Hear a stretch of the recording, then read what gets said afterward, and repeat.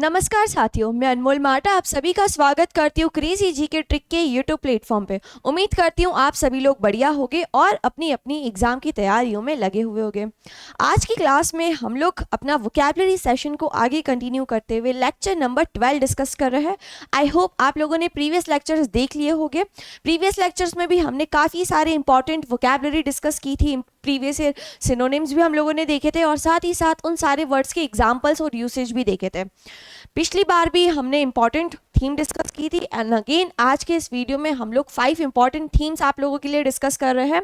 बहुत ही मज़ा आने वाला है सेशन में, काफ़ी कुछ चीज़ें आप लोगों को सीखने को मिलने वाली है। तो सभी लोग सेशन को आखिरी तक ज़रूर देखना और साथ ही साथ जो जो क्वेश्चंस मैं आप लोगों से पूछूंगी ना, उन सभी का रिस्पॉन्स मुझे कॉमेंट में चाहिए।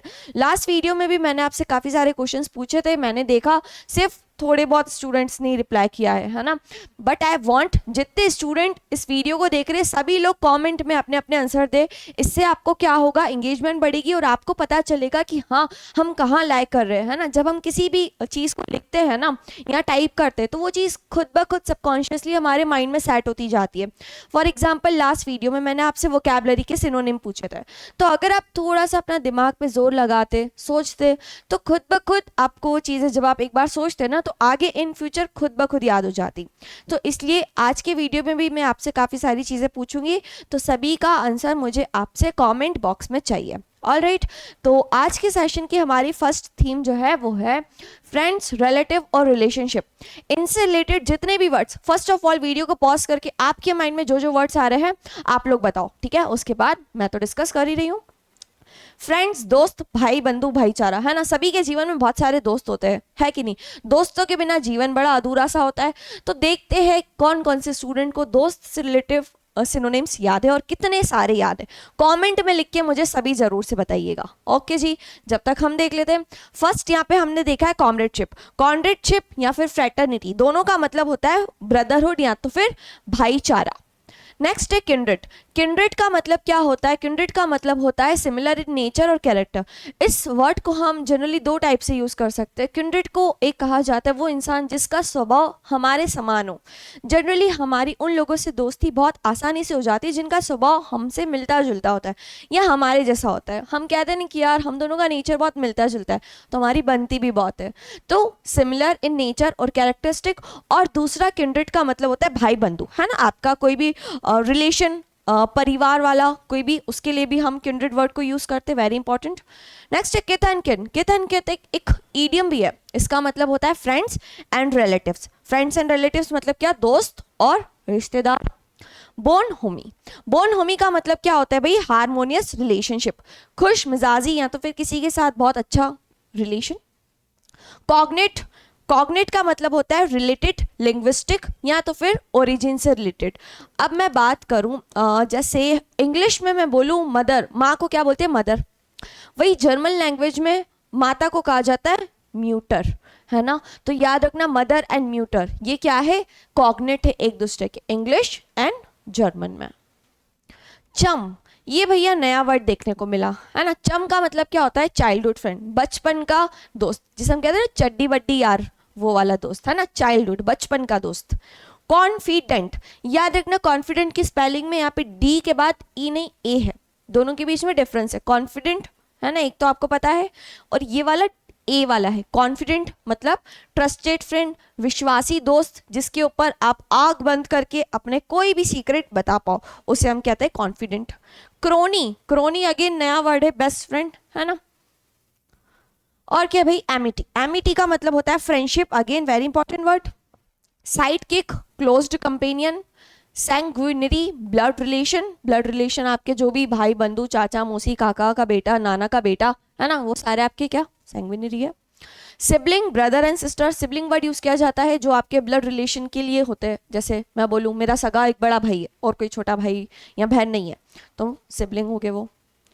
ये आपकी इमेज थी, ठीक है। तो ये सारे वर्ड्स हम लोगों ने देखे, किससे रिलेटेड देखे भाई? फ्रेंड और फ्रेंडशिप से। अब और भी कुछ रिलेटिव वर्ड्स है जो एग्जाम में देखने को मिले, तो नेक्स्ट स्लाइड पे हम उन्हें देख रहे हैं। Kinship, very very important word. Kinship का मतलब भी अगेन क्या होता है? संबंध। इसको हिंदी में हम क्या कहेंगे भैया? संबंध कहेंगे।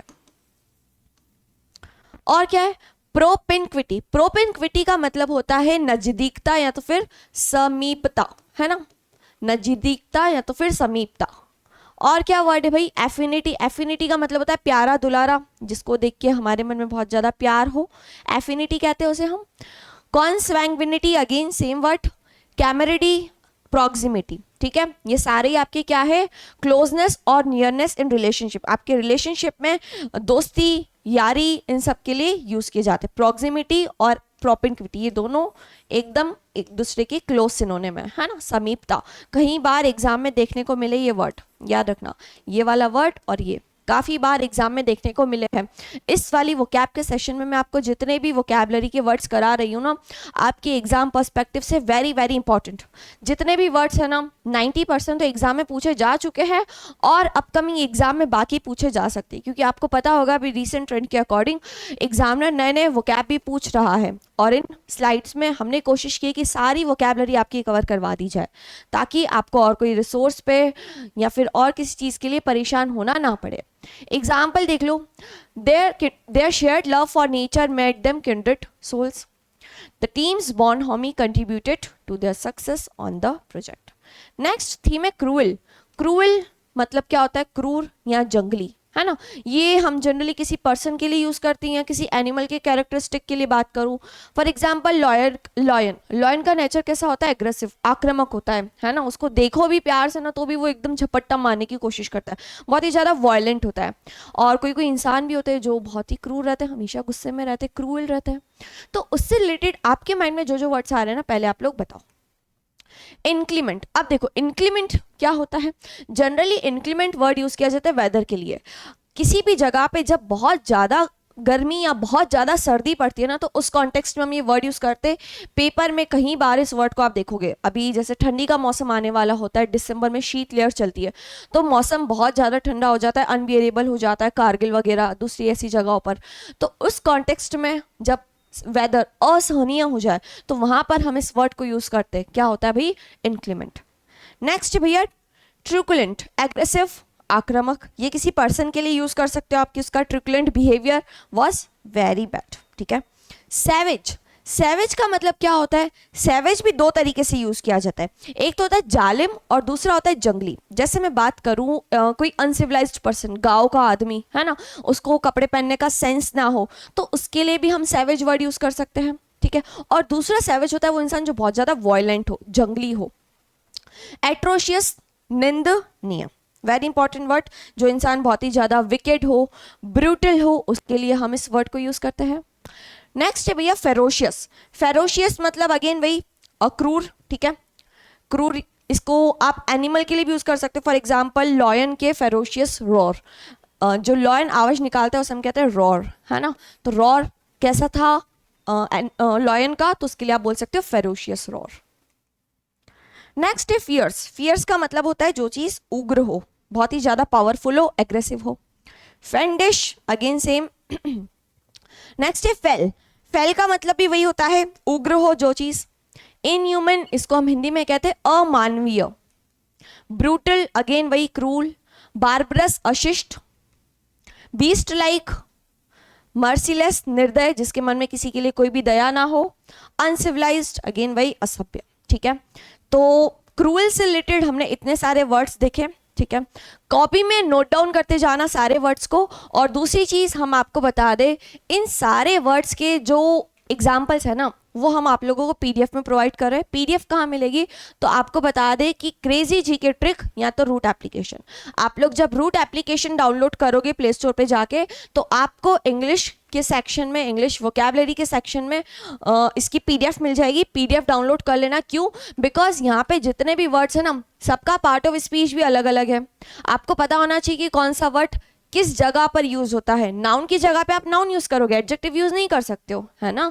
तो याद रखना, इन सारे वर्ड्स के एग्जाम्पल्स, दो एग्जाम्पल्स आप लोगों को पीडीएफ में दिए हैं। एग्जाम्पल्स पढ़ना क्यों जरूरी होता है डियर स्टूडेंट, इसलिए क्योंकि आजकल एग्जामिनर जब क्लोज टेस्ट आपसे पूछ रहा है ना, तो वहाँ पे ऑप्शंस बहुत ज़्यादा क्लोज रहते हैं, इतने क्लोज रहते हैं कि आपको लगता है यार सारे के सारे तो सिनोनिम्स है, सभी वर्ड फिट हो रहे, लेकिन नहीं, हर वर्ड के अलग अलग कॉन्टेक्स्ट होते हैं, अलग अलग सिचुएशन पे हम अलग अलग वर्ड को यूज़ करते हैं। तो जब तक आपको वो चीज़ क्लियर नहीं होगी ना, एग्जाम में आप कंफ्यूज ही होते रहोगे कि यहाँ पर हमें क्या यूज़ करना है और क्या नहीं, है ना। तो उस चीज़ का ध्यान रखना है आप लोगों को।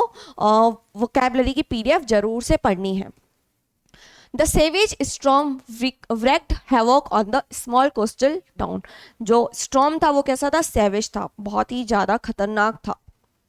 The ferocious lion roared loudly in the wilderness. Okay, next theme is introductory part. अब इंट्रोडक्टरी पार्ट से रिलेटेड कौन कौन से इंपॉर्टेंट वर्ड्स हम उनको देख रहे हैं। प्रस्तावना, है ना। अब इंट्रोडक्टरी पार्ट अलग अलग जगह के लिए हम यूज करते हैं। जैसे मैं बात बोलूँ कॉन्स्टिट्यूशन, कॉन्स्टिट्यूशन का भी एक इंट्रोडक्टरी पार्ट होता है जिसे हम कहते हैं प्रीएम्बल, है कि नहीं। तो वैसे ही अगर किसी पोयम की बात करूँ, किसी नॉवेल की बात करूँ, आप लोग को अगर नॉवेल पढ़ने का शौक हो तो आपने देखा होगा कि नॉवेल की स्टार्टिंग में एक प्रोलॉग होता है ना, जिसमें बताया जाता है कि इस नॉवेल में क्या क्या चीज़ें दी है, कौन कौन से कैरेक्टर्स है ना, स्टोरी दी जाती है शॉर्टकट में। तो प्रोलॉग का मतलब होता है क्या? प्रस्तावना। प्रीएम्बल हम जनरली कॉन्स्टिट्यूशन लॉ के पर्सपेक्टिव की जब भी हम बात करते तब हम यूज करते कौन सा वर्ड? प्रीएम्बल। ओवरचर, ओवरचर परिचय ओपेरा, इसको हम यूज करते जब भी कोई थियोरिटिकल या फिर कोई ऑर्केस्ट्रल परफॉर्मेंस की बात करता है ना, जब भी कोई प्ले चल रहा हो, कोई ऑर्केस्ट्रा चल रहा हो, वहां पर हमको क्या देना हो? परिचय देना हो, तो वहां पर हम कौन सा वर्ड यूज करते हैं? ओवरचर यूज करते हैं। नेक्स्ट है preface. Preface again very important word, प्रस्तावना। सिंपल, किसी भी चीज़ का इंट्रोडक्टरी पार्ट, या तो इंट्रोडक्टरी पार्ट किसका हो सकता है? बुक का हो सकता है, या तो फिर किसी भी ऑथर के द्वारा लिखी गई चीज़ का हो सकता है। नेक्स्ट है prelude, preface, very very important word. इन दोनों का मतलब भी एग्जैक्ट सेम है, प्रस्तावना, इसलिए हिंदी में वापस नहीं लिखा है। प्रीफेटरी, ठीक है, ये सारे इंपॉर्टेंट वर्ड है। इन सभी वर्ड्स का मतलब क्या है भाई? प्रस्तावना। The prologue of the play provided context for the audience. Audience को पता चल गया प्रोलॉग के थ्रू कि आगे शो में क्या चलने वाला है। The preface of the research paper outlined the studies objectives. Okay, अब हमने इंट्रोडक्टरी पार्ट तो देख लिया, अब साथ ही साथ हम कंक्लूडिंग पार्ट भी देखेंगे। अब देखो, किसी भी मूवी का, किसी भी नॉवेल का, या जब कोई भी प्ले स्टार्ट होता है तो उसके लिए हम एक इंट्रोडक्टरी पार्ट देते हैं जिसे हम प्रोलॉग कहते हैं। तो उसके साइमल्टेनियस जब सारा शो या फिर मूवी खत्म हो जाती है तो आखिरी में कंक्लूडिंग पार्ट भी दिया जाता है जिसे हम समापन कहते हैं हिंदी में, है ना। तो समापन से रिलेटेड कौन कौन से वर्ड आप लोग एग्जाम में देख सकते हो उनको हम डिस्कस कर रहे हैं, है ना। सबसे पहले लिखा हुआ है पेरोरेशन। पेरोरेशन प्रवचन का अंत भाग, दैट मीन्स कोई भी कथा चल रही हो, जैसे आपने देखा होगा मूवीज वगैरह में या तो फिर किसी भी सत्संग वगैरह जो संस्कार चैनल पे चलता है, तो उसमें आखिरी में प्रवचन के अंत में कुछ शॉर्ट में चीजें बताई जाती है, तो उसे हम क्या कहते हैं? पेरोरेशन, कंक्लूडिंग। कोडा, कोडा यूज किया जाता है पोयम, कोई पोयम लिखी गई हो, है ना, किसी ऑथर ने कोई पोयम लिखी हो, उस पोयम का हमको बताना है कंक्लूजन, तो उसके लिए हम ये वर्ड यूज करते हैं कोडा। नया वर्ड है, हो सकता है एग्जाम में देखने को मिल जाए, है कि नहीं। अरे भाई ये वर्ड तो भाई कहीं बार एग्जाम में पूछा गया, कम से कम 15 से 20 बार सर्च कर लेना। Epilogue word, epilogue word exam में कहीं बार पूछा गया है। एपिलॉग का मतलब भी क्या होता है? अंत कथा।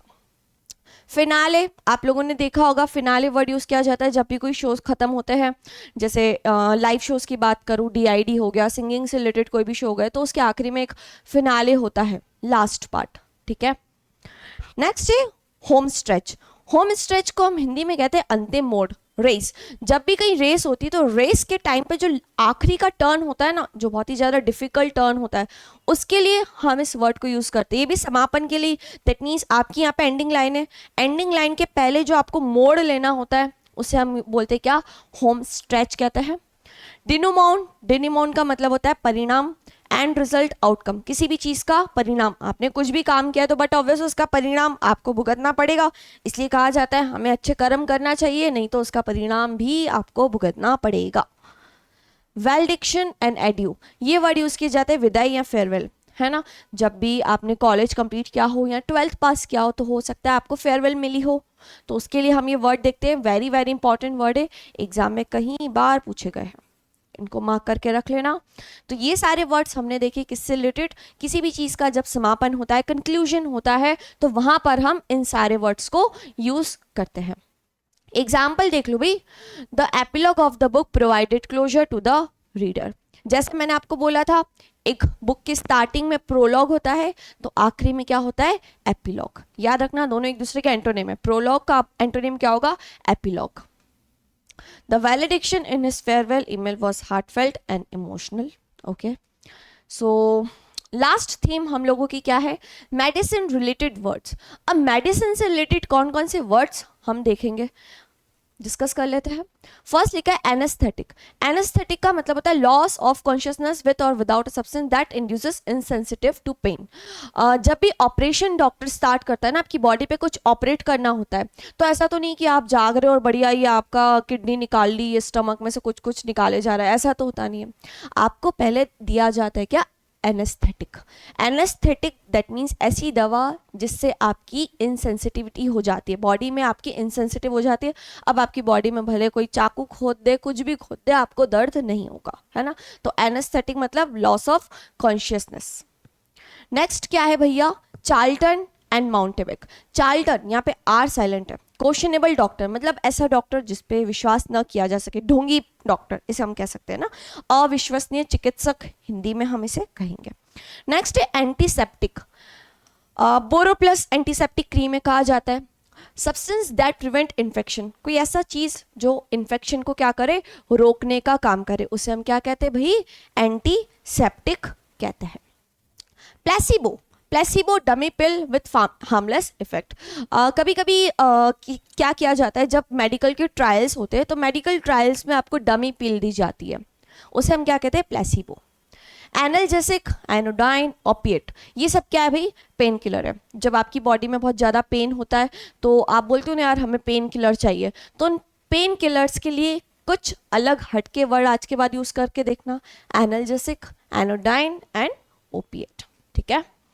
Antidote, remedy for poison. सभी को पता है, आप लोगों ने देखा भी होगा, हर पॉइजन का एक ना एक एंटीडोट होता है, ठीक है, जिसे हम हिंदी में कहते हैं क्या, विष हरण। Aseptic, cleansing effect. पनेशिया, ये वर्ड एग्जाम में कई बार आया है ना, पनेशिया, क्योरल, इसे हिंदी में हम रामबाण भी कहते हैं ना, ये हर चीज़ का रामबाण है। रामबाण जैसे कहा जाता है आपको दिन में 5 लीटर पानी पीना है, रामबाण इलाज है, आपको कभी भी प्रॉब्लम नहीं होगी, आपकी बॉडी हमेशा हेल्दी रहेगी, फिट रहेगी, तो वो क्या है, पनेशिया है। एलेक्सर, क्योरल, है ना, वेरी वेरी इंपॉर्टेंट वर्ड, दोनों ही कई बार एग्जाम में पूछे गए हैं। नॉस्ट्रम, क्वेश्चनेबल मेडिसिन, मतलब कोई ऐसी मेडिसिन जो अभी तक रिसर्च नहीं हो चुका हो, उसके ऊपर अभी तक ट्रायल्स चल रहे हो, उसे हम क्या कहते हैं, नॉस्ट्रम। क्वैक, क्वैक अगेन होता है क्वेश्चनेबल डॉक्टर, है ना, क्वैक दैट मीन्स वही बेईमान चिकित्सक, ठीक है जी। सो ये हमारे मेडिसिन से रिलेटेड इंपॉर्टेंट वर्ड्स हो गए। आइए एग्जाम्पल्स इनके देख लेते हैं। Laughter is often considered the best antidote to a bad mood. आपका मूड खराब हो और हंस लो तो फिर वो क्या है, एंटीडोट है। There is no one size fits all panacea for solving complex social issues. So that's it. 5 themes हम लोगों ने डिस्कस की है। कौन कौन से डिस्कस की, सबसे पहले हम लोगों ने क्या देखा भैया, सबसे पहले हमने देखा था कि फ्रेंडशिप, फ्रेंडशिप से रिलेटेड कौन कौन से वर्ड होते हैं। अब जितने भी स्टूडेंट्स सेशन को देख रहे हैं, फ्रेंडशिप से रिलेटेड जितने जितने वर्ड्स माइंड में आ रहे हैं नोट डाउन करो। फ्रेंडशिप के बाद हमने देखा था क्रूएल, क्रूएल से रिलेटेड जो जो वर्ड्स है वो बताओ। फिर उसके बाद इंट्रोडक्टरी पार्ट वाले देखिए उन्हें, कंक्लूजन और आखिरी में मेडिसिन। 5 वर्ड्स के जितने भी आपको वर्ड्स याद आ रहे हैं, भले 2 आ रहे हो 3 आ रहे हो, नो डाउट, जितने भी आ रहे हो कमेंट में मुझे लिख के बताओ, ठीक है। और सभी को बता दें, कोई ऐसा स्टूडेंट है जो इंग्लिश में प्रॉब्लम फेस करता है और इंग्लिश पूरा 0 लेवल से स्टार्ट करना चाहता है, तो this batch is panacea for you all guys. आप सभी को बता दें, हमने इंग्लिश के इस बैच में आपको वोकैबुलरी, कंप्रीहेंशन, ग्रामर, सारी चीज़ें कवर करा रखी है। तो कोई ऐसा स्टूडेंट है जो अभी रिसेंटली तैयारी स्टार्ट कर रहा है अपनी इंग्लिश की, तो ये बैच आपके लिए पनेशिया है, रामबाण है। आप सारी एग्जाम्स, जिस भी एग्जाम में इंग्लिश आता है उन सभी के लिए आपका बेस्ट है ये बैच। इसमें आपको स्टडी मटेरियल मिल जाएगा, मॉक टेस्ट मिल जाएगा और साथ ही साथ 1 साल की वैलिडिटी भी है। रिकॉर्डेड क्लासेस अवेलेबल है, मिलेगा कहाँ पे, तो उसके लिए भाई आप सभी को रूट एप्लीकेशन डाउनलोड करना रहेगा। As you all know guys, हमने खुद एसएससी सीजीएल क्वालिफाइड किया है, तो इस बैच को भी हमने उसी तरीके से पढ़ाया है ताकि बच्चों को पढ़ने में कोई भी प्रॉब्लम ना आए। नोट्स नहीं बना पा रहे हो तो नो डाउट हमने आप लोगों को स्टडी मटेरियल दे रखा है। आपकी एग्ज़ाम नज़दीक है तो आपको नोट्स बनाने की ज़रूरत नहीं है, आप डायरेक्ट स्टडी मटेरियल से भी पढ़ सकते हो। सारा कंटेंट आपको इस बैच में मिल जाएगा। तो आज का सेशन कैसा लगा सभी लोग बताइएगा ज़रूर। दूसरा कोई ऐसा स्टूडेंट है जो एसएससी का पूरा बैच पूरी तैयारी करना चाहते हो चारों सब्जेक्ट्स की, तो अगेन रूट एप्लीकेशन पर आपको हमारा कोर्स मिल जाएगा। नेक्स्ट वीडियो में जल्दी मिलेंगे। सेशन को ज़्यादा से ज़्यादा शेयर करना और लाइक करना, और कुछ भी फीडबैक हो तो मुझे कमेंट में ज़रूर बताइएगा। जल्दी मिलेंगे नेक्स्ट वीडियो में। सभी को गुड बाय एंड जय हिंद टू ऑल।